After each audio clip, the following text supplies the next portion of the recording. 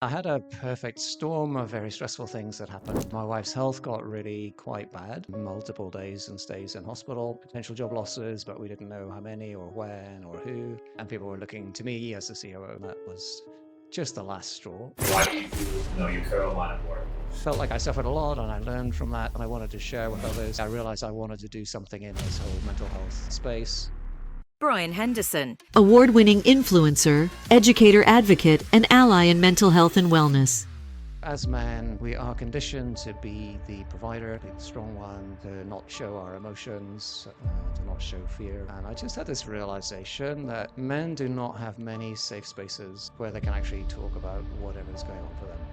We talk about women empowerment, but then we also acknowledge the labelings and the spectrum actually drive more division than bringing people together. What is the solution here? Is there one? Someone once said to me, aim for the moon, and even if I don't make it, I might end up amongst the stars. 4.5 years ago, I got stuck. I made it my mission to spread positivity and help 1 million people to think differently. If you also believe that our world needs more positive energy, please join us on the journey. I'm Aaron Pang, and this is a Transformative Purpose. Brian, welcome to the studio. Thanks, Aaron. It's such a pleasure to be here. I'm really looking forward to this conversation. I know we've been talking about it for a couple of months now. I'm super stoked that you're here. Also, as my first guest in this beautiful space, which is sponsored by Mix Studios. Yeah, pleasure to be here. I know the friends at Make Studios very well, so it's a real treat. It's a small world, isn't it? Yeah, it's small. Yeah. Okay, I'm gonna kick off with something super straightforward. Why are you here, Brian? Why do you do, your current line of work? Oh, it's such a great question, and it's been a long journey. Why do I do it? Is because it comes from the heart, I guess. But the journey, in very summary level, I've worked in law firms for the longest time, nearly 30 years.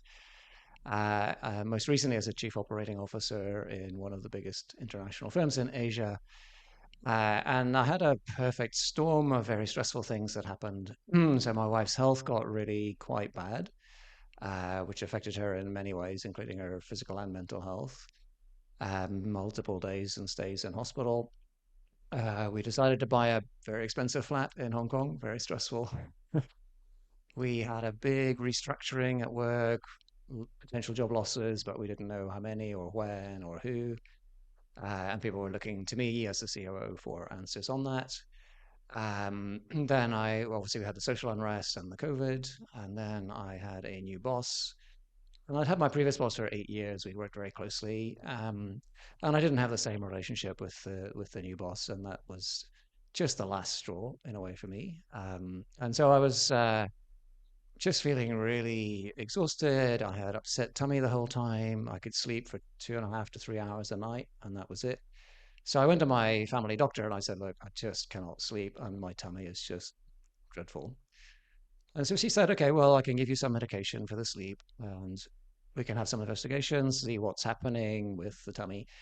And then she said, but do you think you'd benefit from seeing a psychiatrist? And I thought, oh my God, like I nearly cried with relief. Because up until that point, I hadn't realized that actually my real problem was a mental health problem. And so I had medication for that, antidepressants, and I had some talk therapy. And in the end, it's still the relationship with the boss was just not really going to work, given where I was at the time and given where he needed to go as the new guy wanting to make an impact.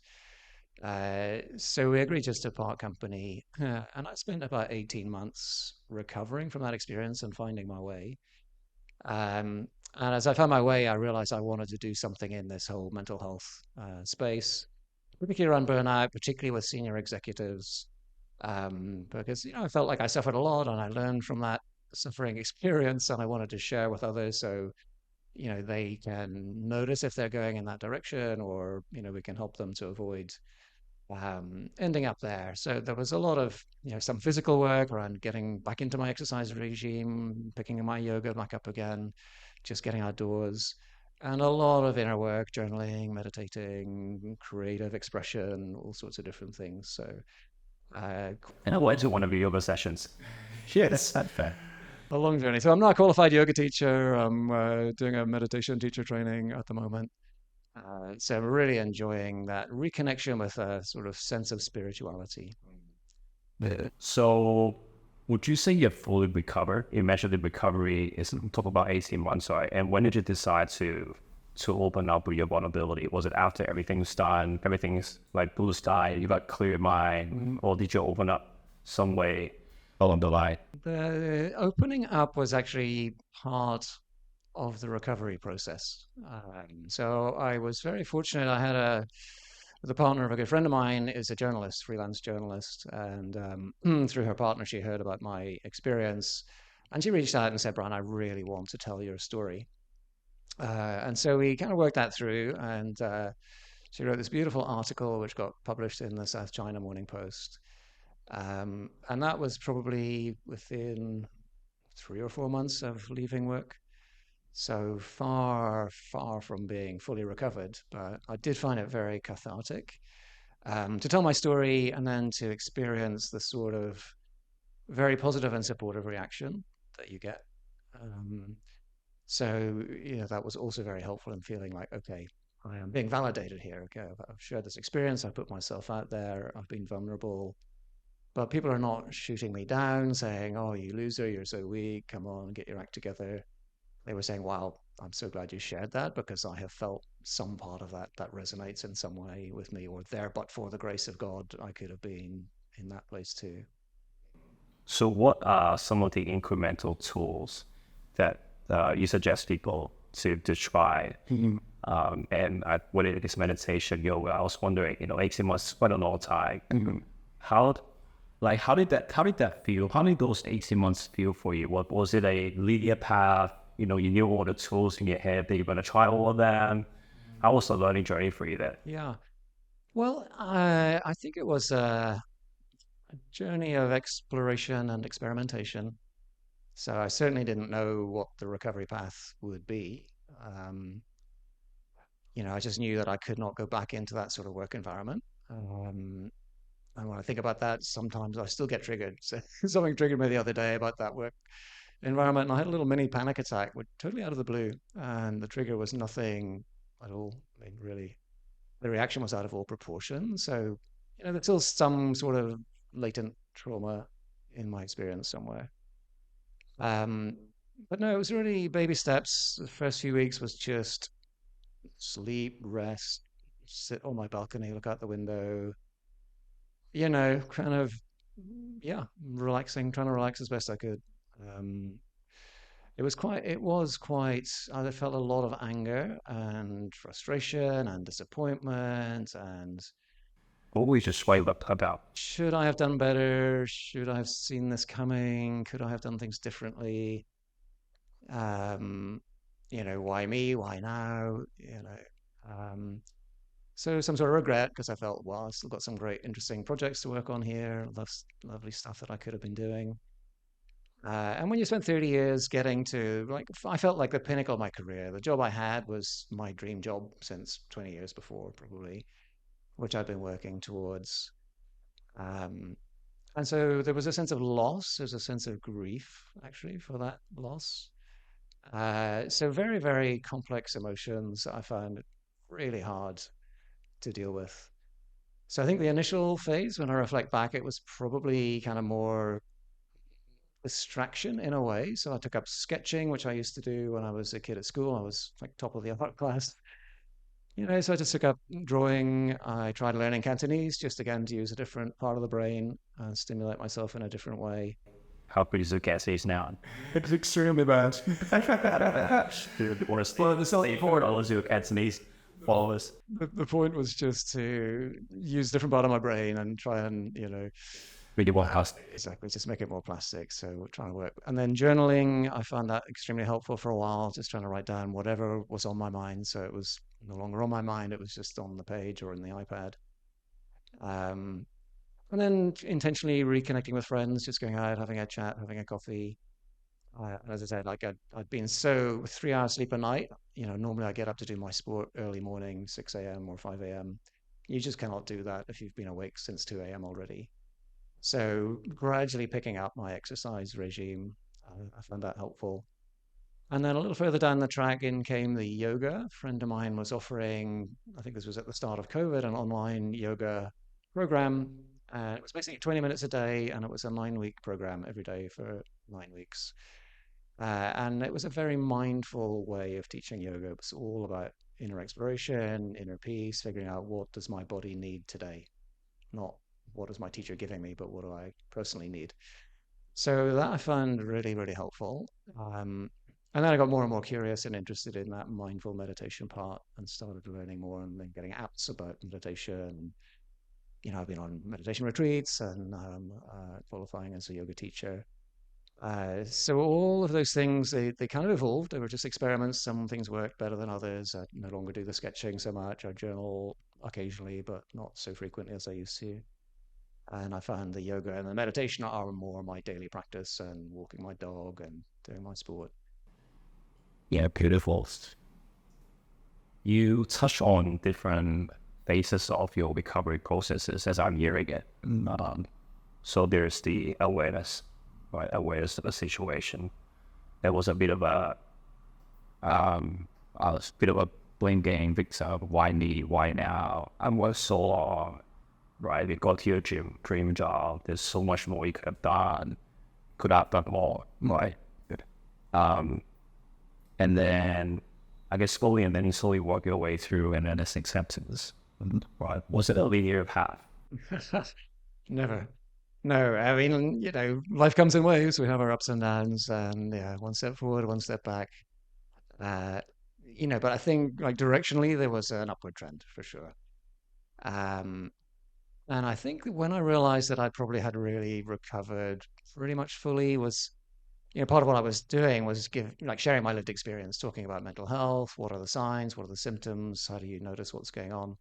And this conversation about what do you do to help yourself recover. So I've been talking about anxiety and depression with a major employer here in Hong Kong. And at the end of the session, somebody came up to me and said, "Oh, Brian, that was a really difficult subject, but you just brought so much positive energy to it." And I thought, wow. You're right. I did. I didn't even notice, but you're right.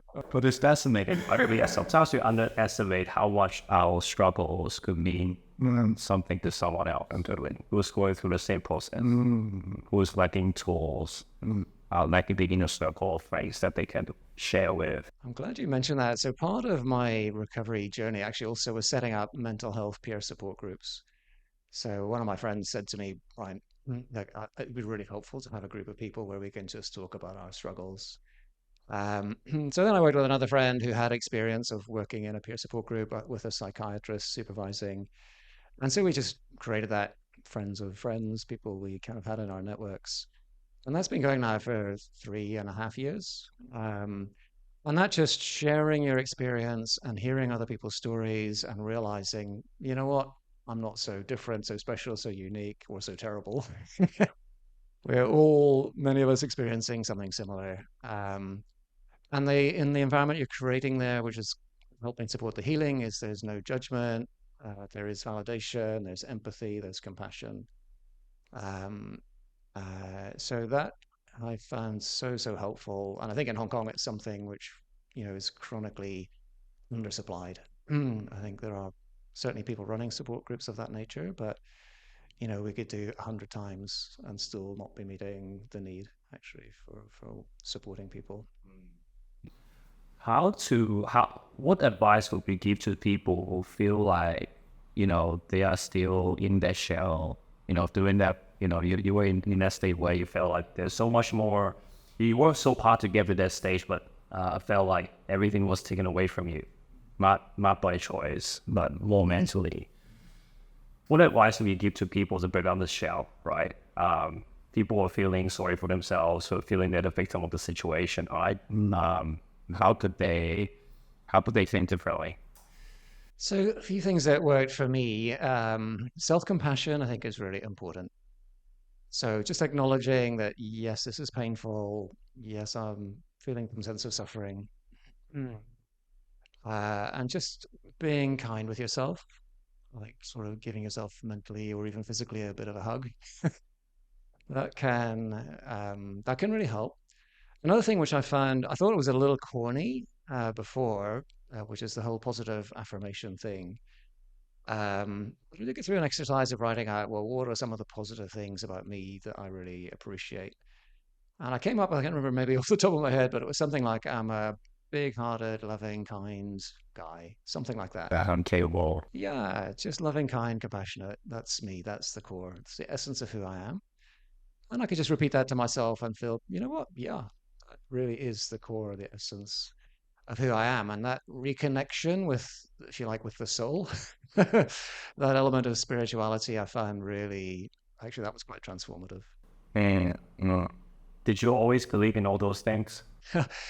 Well, I think I've always, yes, I've always felt like kindness and compassion. You know, I was always one of those love and peace sort of 1970s hippies that kind of always appealed to me, that ethos. So yeah, so I think that has, insofar as anything has been consistent through life, those sort of core values, I think have always been there. And they probably manifested in different ways at different times. And for sure, at times when I was super stressed, expressing love or compassion would have been difficult, if not impossible, at certain phases. But when I look deep inside, I think that core was always there. So, and I distinguish that from religion. So I was brought up in a religious family, went to church every week. Um, and you have a degree of faith if you believe. But with most religions, or maybe all religions, there's also some sort of dogma. You must do it this way. There's only one right way, and you must believe 11 points of the it. So, so spirituality, I think, is about that sense of I'm whole, I am good enough, and I am not alone. I am somehow connected to people around me, to the community I live in, to the world, to the universe, whatever way you like to think about it. Um, but there has to be something more than my small, disconnected, lonely self. Yep. So that sort of spirituality, in that sense, I find super uplifting and very helpful. And I mean, in life, and if you want to do challenging work, you need to have that sense of connection. And certainly, as part of my mental health recovery journey, it also was extremely helpful. I like to think that everyone needs to have whole, right? Whether it is coming from relationship or coming from something, you need to find out where's your source of whole. But because if you lose that, it's very hard to allow yourself, right? It's great. And life is challenging, as we all know. There's one common destination that will always there. But then for our life, we all have the same struggles. We just struggle with the same thing during different time stamps, pretty much, right? And I really admire all the work that you're doing. I know, I believe your community is called Movement. Yep. Yeah. So Movement. So there's a number of things that are coming together with Movement. So I'm also a board member of the Women's Foundation, which is a feminist NGO supporting women and girls in Hong Kong. And many years ago now, I helped them to set up a male ally program. So we felt, well, predominantly leadership groups are still comprised of men, majority men. So if we want to see meaningful change in organizations, we actually have to engage with those men and help them understand gender equity, perhaps from a different perspective that they don't have. So as men, we tend to enjoy a lot of privilege, and we have a lot of blind spots about how the female experience is so different from ours because the women don't have that privilege. So part of what we teach the allies on that program, in addition to all the bias and microaggressions and how to call out inappropriate behavior and all of that stuff, is a section on masculinities. So as men, we are conditioned to be the provider and the protector of our families, to be the strong one, to not show our emotions, to not show fear, etc. Acceptable emotional expression is anger, frustration, but love, compassion, kindness, anything soft. Yeah, and exactly. And then as I had my own mental health journey, and of course I've been doing my yoga and meditation, and I just had this realization that men do not have many safe spaces where they can actually talk about whatever is going on for them. Very hard to talk to. I didn't talk to my partner about my mental health struggles. I didn't talk to my mum about it because I was feeling a lot of shame about that and feeling like I don't want to put that on them. That's going to be, they don't want to hear that. That's going to be painful for them. So, so I kept it to myself. And I think a lot of guys probably are like that. And the research shows that men get less support and treatment in the clinical side than women do for their mental health because they don't ask for help because they feel a sense of shame. So, movement is not aimed at guys with mental health problems. It's just aimed at guys like you and me are now perfectly normal and functioning, but maybe we've got some stresses, maybe we've got some relational difficulties, maybe we're struggling to be the parent that we want to be for our kids. Maybe our career is a little bit off track or we're a bit anxious about that. So just stuff. So movement is basically movement, meditation, and mindful dialogue for people who identify as male. And we just create a safe space where they can start to explore how does my anger show up and how do I typically react when I have those little relational frustrations? Where does that energy go? So a lot of guys, there might be a lot of shouting and yelling. For other guys, they might just bottle it up and then they realize, oh, well, my shouting and yelling is just hurting my relationship and this stuckness is hurting me. One way or the other, neither is going to be healthy. So that's the kind of stuff that we work with the movement. I want to ask you a question about the people, I guess the men that you're coming across who need help, who need to have this safe space to get help, get support from other peers. Do you see more introverts than extroverts, or is there a balance? Have you noticed any characteristics of amongst the people that are coming to your community? Yeah, what a great question. I hadn't thought of that. I suspect on balance, more introverts, probably more reflective types. I was expecting to get sort of 40 to 60-year-olds on the classic mid-ish life crisis sort of level. I'm turning 40 next one. But, in fact, we've got guys that have like recently retired and they're working through what is my new life. I don't know who I am or where I'm going anymore. And I've actually got 20-year-olds, astonishingly, which I really was not expecting. So my Women's Foundation work, we also have a Young Allies program for university students. And so I have a little bit of network in that area as it happens. And so I'm now getting these young guys turning up, and Cantonese guys as well as expats. So I'm quite surprised by that range of very different types of age profile, certainly the different ethnic backgrounds is also really rewarding. The last time we met, we had a couple of people doing their sharing in Cantonese, which I thought wonderful. I really would love to get some Cantonese speaking groups together if I can find a person to help facilitate. So yeah, but you're right. Probably there is certainly a lot of reflection. The kind of, I mean, I talk about strength and vulnerability. So guys are kind of attuned to strength, that's a positive, and yeah, that's a guy thing.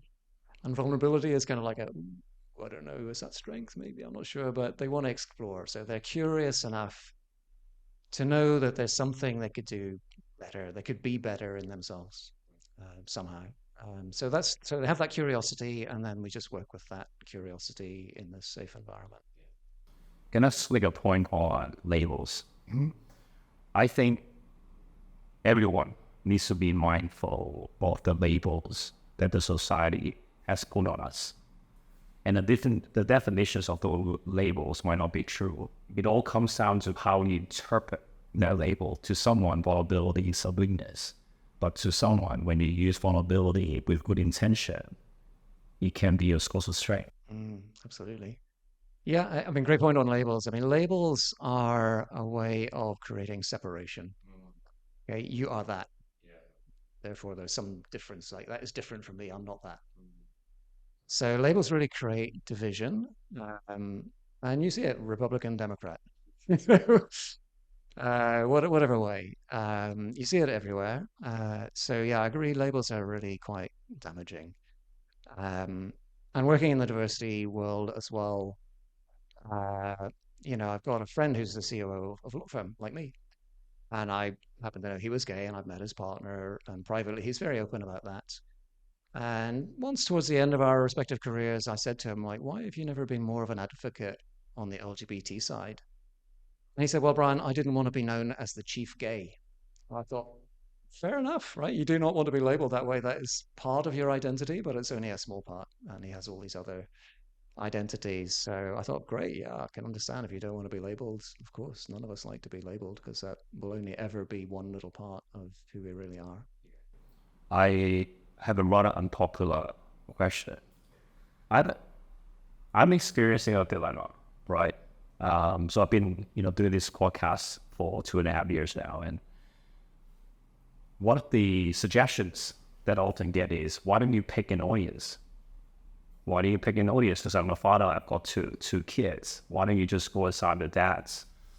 And then you talked about women and empowerment, and that is sort of true. I think most leadership positions, globally, is still dominated by males. And then we see the emergence of women foundation, a lot of women empowerment initiatives. Now we slowly see the many issues like the one that you're driving. But then we also acknowledge with the labelings and the spectrum and the extremes, and actually drive more division than bringing people together. What is the solution here? Is there one? Ah, well, so quick fix, one size fits all solutions are always a big trap. I think we all fall into. So, we have a sense of compassion. I can see a problem that I want to try and solve, and I want to try and fix it. So I want to find a solution. But often the world is complex and adaptive. And so whatever I do to that system is going to have results that I cannot envisage and predict. And they may cause more harm than I expect, for sure.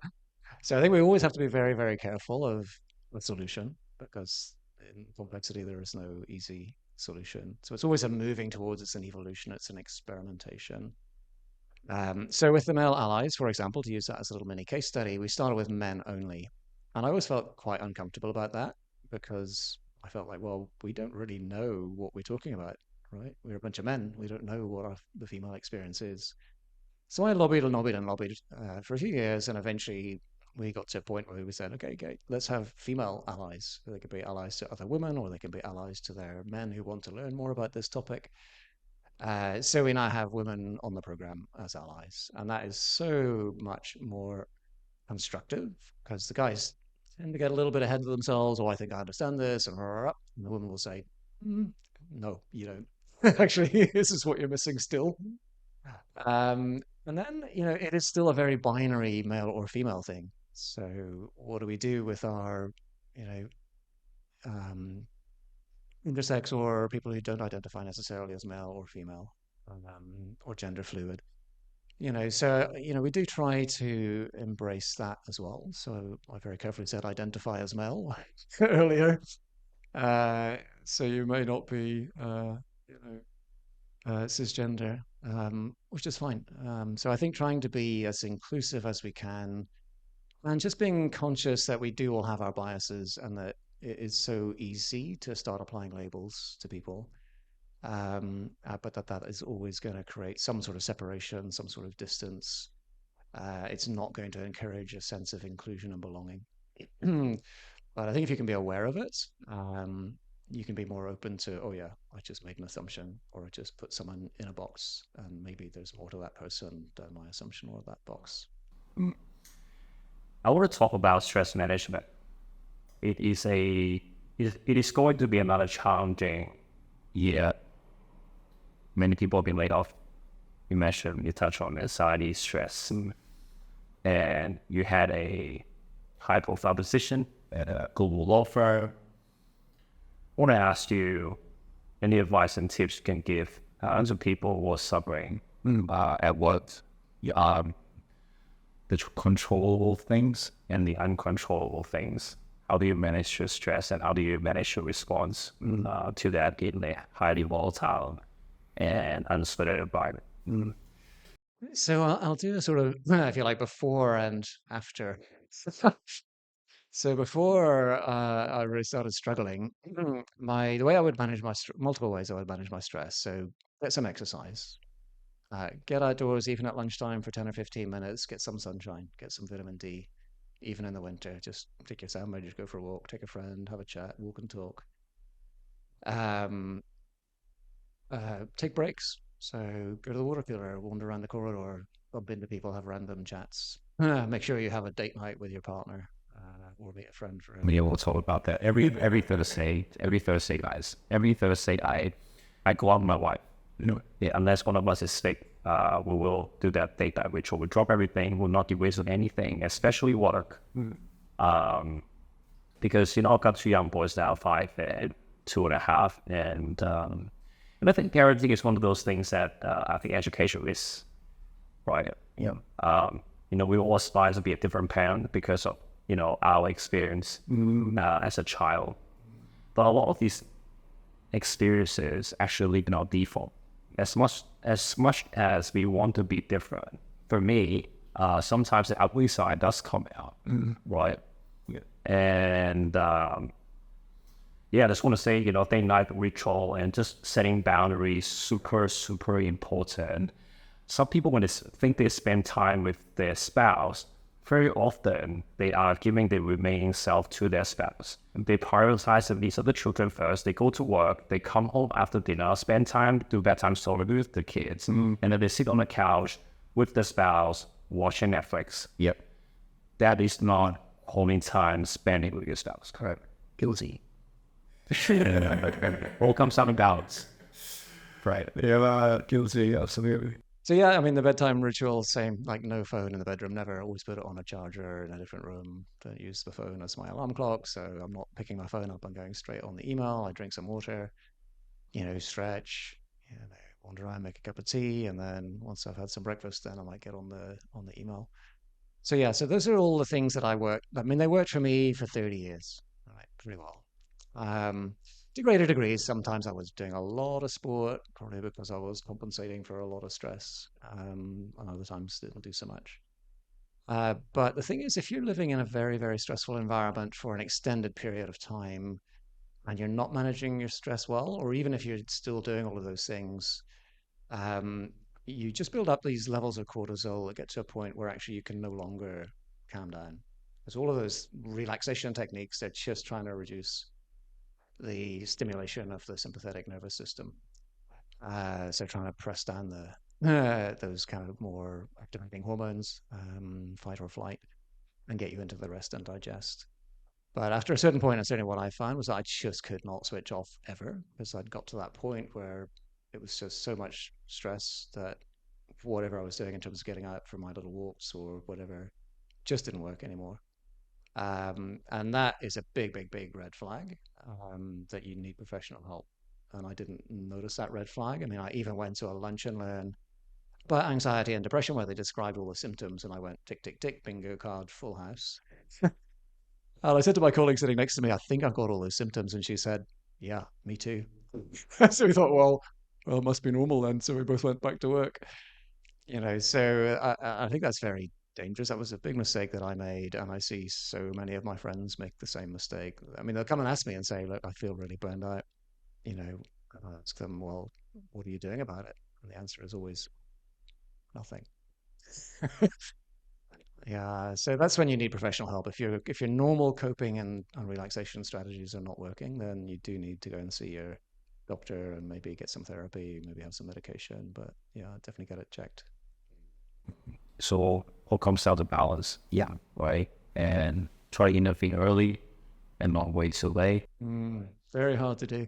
I mean, another feature of this journey into depression and anxiety is that you don't actually, you lose your self-awareness. So you're not really aware of the extent to which you're struggling. Unfortunately for me, because I was like the big boss, nobody was giving me any feedback. Until the day I handed my notice in, and I thought, oh gosh, I've got to tell my PA, who I love to bits, and she kind of managed to get me through the last 6 months when I was struggling. And she came bouncing in, and she said, oh, I heard the news, Brian. I was going, what? How did you hear the news? And she said, I'm so happy for you because you've been so miserable for so long. I was going, why the hell didn't you tell you 6 months ago? Oh, speak about authenticity, right? How did it? Why can't people just be more honest and just authentic and just say what they think? Right? I've spoken to so many And I think I'm one of those that is sometimes I can come across as too direct, right?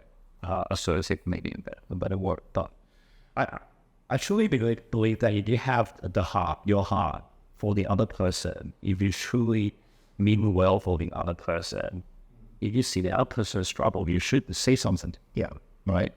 Like, and you go out drinking and you see your friend beach drinking, try to numb pain. I think as an authentic friend, you should really just voice out and say, "Hey, what's wrong? Maybe a little too much." Yeah, I totally agree. I mean, and that's not an easy thing to do. Um, and there's some great work on that. Brene Brown does some great work on that. And there's a doctor called Catherine Mannix, and her book is called Listen, Finding the Words for Tender Conversations. I would recommend to your audience. And they talk about these compassionate conversations.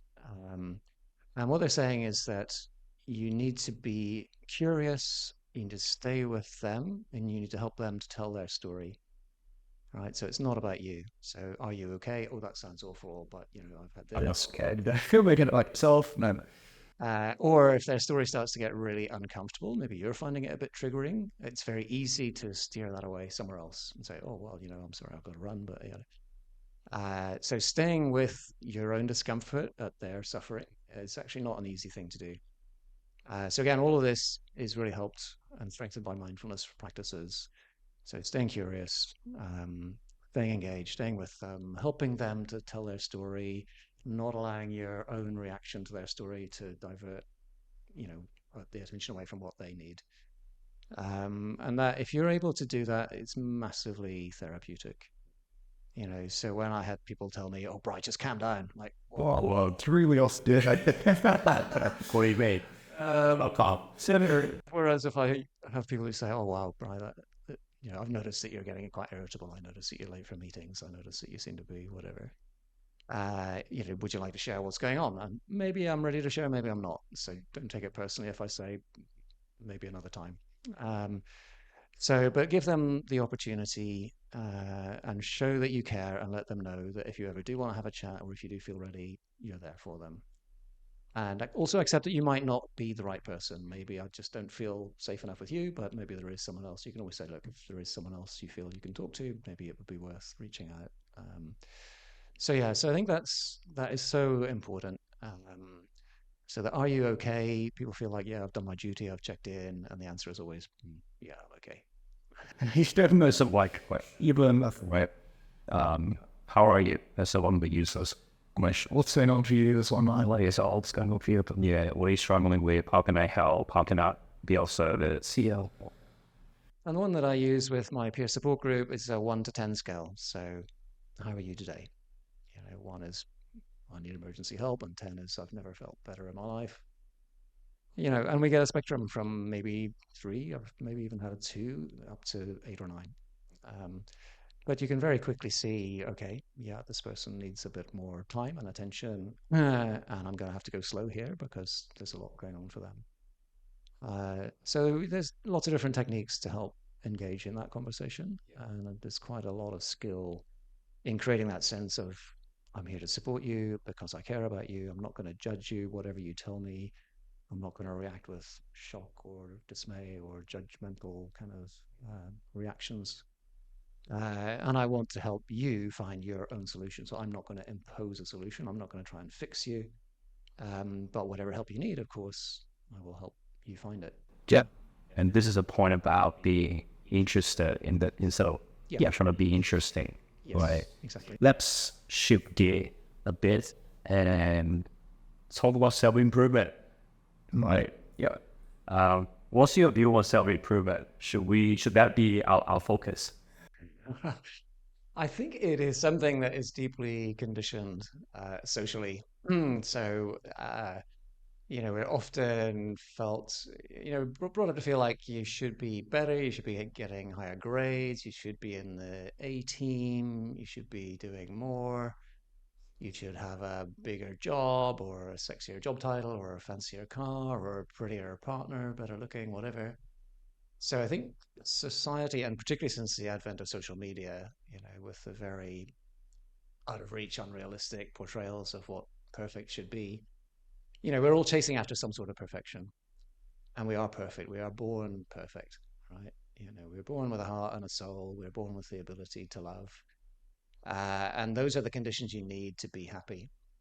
So this conditioning about you're not enough and you need to do more in order to be happy. Okay, so it's making happiness conditional on something. And it's up.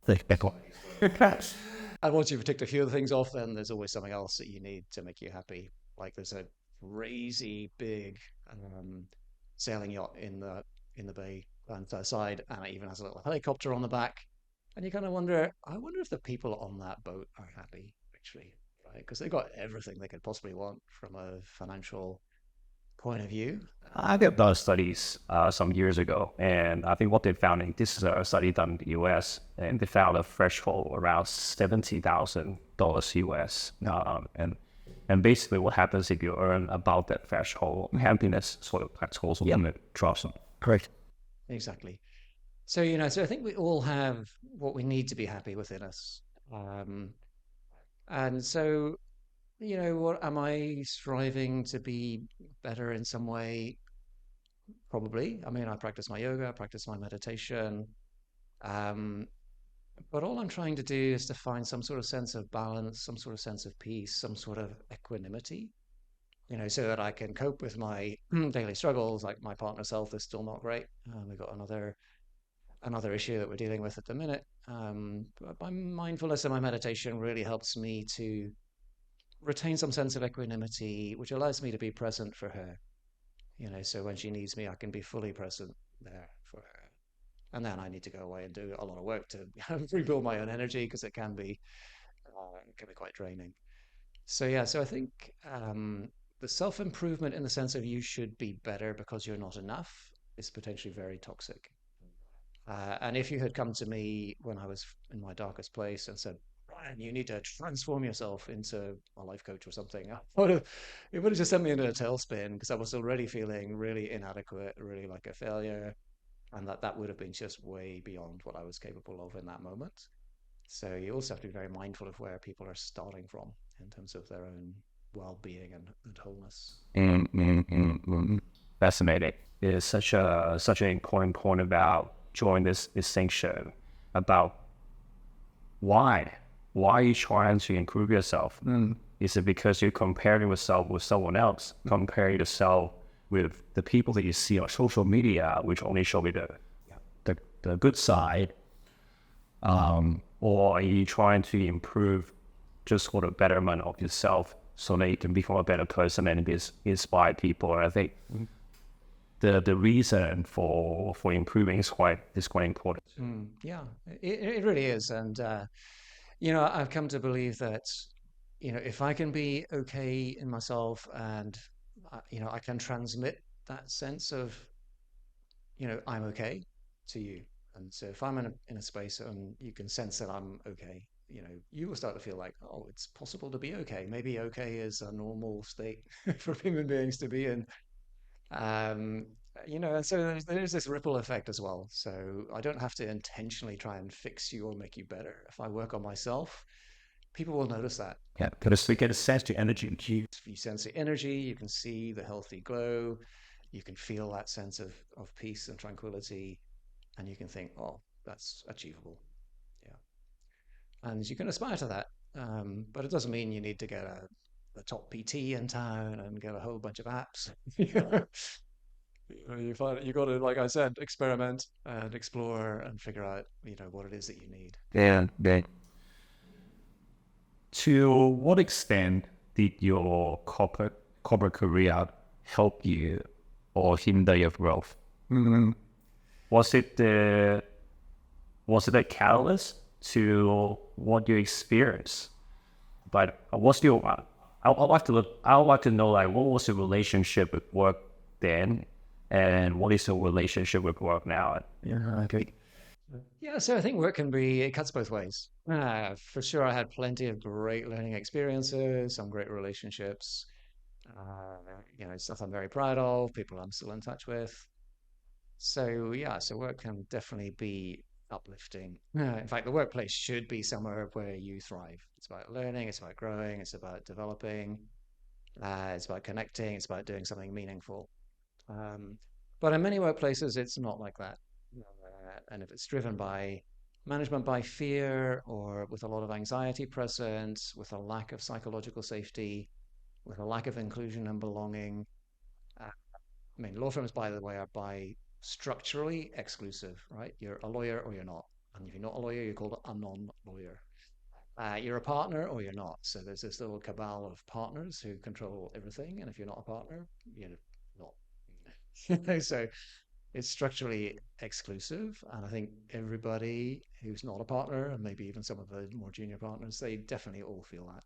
Like my tenure here is totally dependent on those people. I have no control.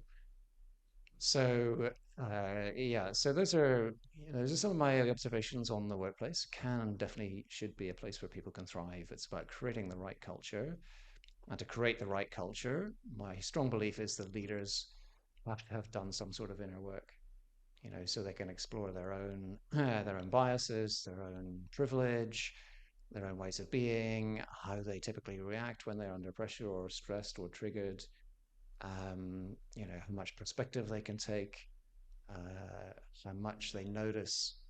Right now, I'm feeling the need to fix, I'm feeling the need to dominate, I'm feeling the need to show my power because actually I'm feeling a little insecure. I just need a little bit of love, or I just need a little bit of respect, or whatever. So I think it really behooves all leaders to do the inner work um, that they need to do so that they can be okay. I'm okay. Okay, yes, I've got this title as a leader, and that comes with a lot of responsibility and a lot of pressure. But I need to be aware if I'm putting that on other people or whether I'm actually okay with that and got what I need to work with it and to make sure that others are therefore also able to do their best work. I'm curious, Brian. How would you go about redesigning a toxic law firm? The power. Yeah, you do today. How would you be designing? I have a confession, which is that after 30 years of trying, I've given up.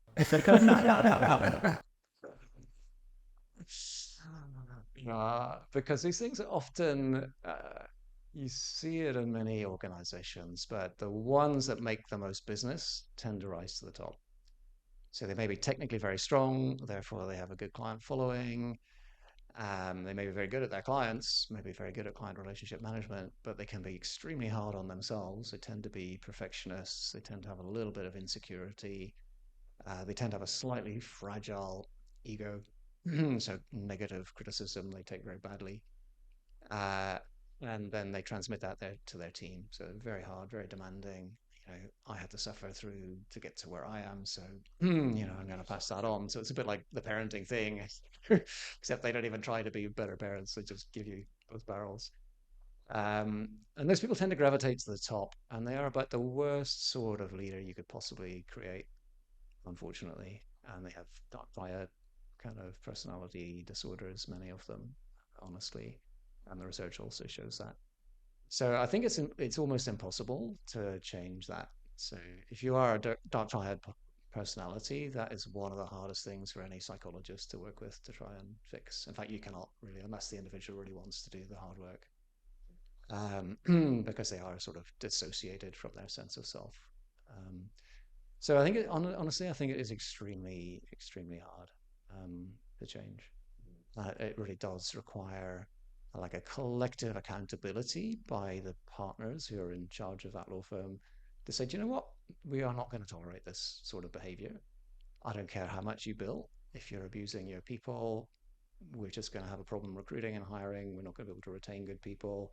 Eventually, that will catch up with us in terms of our market reputation, and it's not healthy.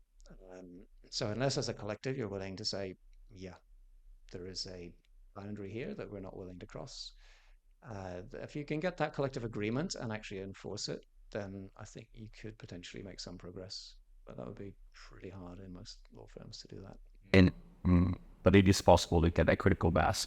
It is, and there are plenty of law firms out there that don't have that culture, actually, where people are supportive and kind. And some of my clients I do actually have client law firms that are like that, where there's a lot of, compassion. Maybe there's a few people that struggle to manage their frustrations and anxieties. But on balance, they are a caring, and supportive workplace. So So yeah, I'm painting the caricature, but it's certainly possible to be other ways. It's just quite hard to change the toxic one into the more thriving one. How people measure will influence their behaviors, right? And the concept of balanced scorecard that we usually have four dimensions. We have the financial with the customers, we have the process, and then we have the learning and development. Is it possible to add a human measure into the balanced scorecard? Yes, I think it's not only possible, I think it's essential. And I have friends who are listed company board directors or non-execs who have been pushing for that for quite a long time. So somebody like May Tan, who's on a number of boards in Hong Kong, a guy called Chris Brook, who's also been chairman of the rugby union, and he's on the Link Group board. People like that, they have been saying we need to measure wellness and we need to be setting some sort of KPI around wellness. Um, and then the implementation becomes tricky because often people use engagement. Everybody has an engagement survey. Are employees engaged? And they take that as a proxy for wellness, which it is not. It's kind of quite sort of close, but it's not. It's like a false friend. Yeah. So I also work with a platform called Unmind, and they do try to measure directly people's levels of mental wellness by asking them questions, which they fill in every couple of weeks if they choose to. And then you can feed that back through a dashboard to the leadership team or HR or whoever needs to see it. And you can divide it by division or location. So you can narrow down pretty well um, who's got an environment where their team are thriving in terms of well-being and who does not. And then what do you do with that information? Then of course that can be challenging. So maybe it is the leader's fault, or maybe there's something else going on. So don't assume it's just the leader's fault and just fire them on the spot. You got to go investigate and work with that leader to find out, well, what is the story here? What is going on? This is what the data is showing. Let's talk about it. But it's entirely possible to measure. It's entirely possible to set KPIs. It's entirely possible to set a culture where this is just information that is helpful and we all aspire to work with it, learn from it, and get better. So maybe that leader needs themselves to have a break. Maybe they need a bit more support. Maybe they need some more training. Maybe they've just been asked to take on too many projects and they haven't been able to say no because they're not good at managing their boundaries. So you have to have a bit of empathy and compassion also for those leaders who are also extremely stressed. Like I mentioned before, 70% of leaders want to quit their job for better work-life balance. So I think there's also we all tend to blame or find a scapegoat. So blame the bosses, blame the partners, but they have their own stresses, they have their own pressures. They've got to make their numbers. They've got the board on their back. Behind the board, they've got the shareholders, and unfortunately, we are all probably shareholders in the sense that we have maybe if we have any kind of savings at all, so that'll be invested in a fund. The fund will be buying shares in this company, and then this company is expected to deliver returns, and therefore the execs are pressured with that. So in fact, we all create this environment, which none of us like. Right? None of us like that pressure and that stress and that tension. But in a way, it's because we all feel like I need to have that return on my savings so I can retire safe and comfortable one day. So again, that is conditional happiness that's driving all of that. Yeah, and leadership for a lot of leaders is a lonely journey, right? And I think we touched on that early on about men feel more safe about sharing their peers. At the high climb, the less people you feel we can share with, because I think, let's be honest here, I think in a lot of corporates, many of them are very transactional. It's a dog-eat-dog type culture, and I feel like there are a lot of people, men and women included, that are suffering in silence. So I think I like your point. Is there's never a one-size-fits-all solution. At the end of the day, I think it's all the individuals coming together and co-creating the holistic solution, and so it benefits the well-being of every single person in an organization. Correct. Yeah, which is exactly what I do in my day job now. So we have a tool which will evaluate resilience. So it's basically a burnout assessment tool. So it will tell you on a scale from 0 to 100 how burned out you are, what your risk is, but you can then aggregate that for a whole team. And what I love about that is you can then reflect back to the team and say, okay, this is your experience, this is how your stress is manifesting.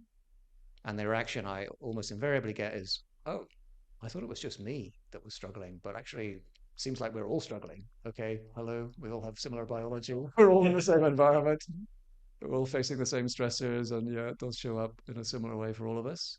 But then you're giving them that collective ownership, and you're creating a space where they can have that conversation, which they would never in a million years have that conversation unless you intervene to enable it. So they come up with their own plan of, okay, we could have meeting-free Fridays, or we can just make our meetings 35 minutes, or we can start with 3 minutes of meditation, or we don't need to copy everybody on every email. Whatever their issue is, they will figure out a solution for themselves. So yeah, I agree. I think that co-ownership, the collective responsibility for our collective wellness is absolutely critical. I'm going to ask you, is there a question that you want to ask the next guest? What's the question you want to ask the next guest? Ryan Henderson, how are you today? How are you today? I'll let the next guest know. Thank you so much for coming here, Ryan. You're officially my first guest in this conversation studio. Thank you for all the great work, the community work that you're doing for both genders. Yeah.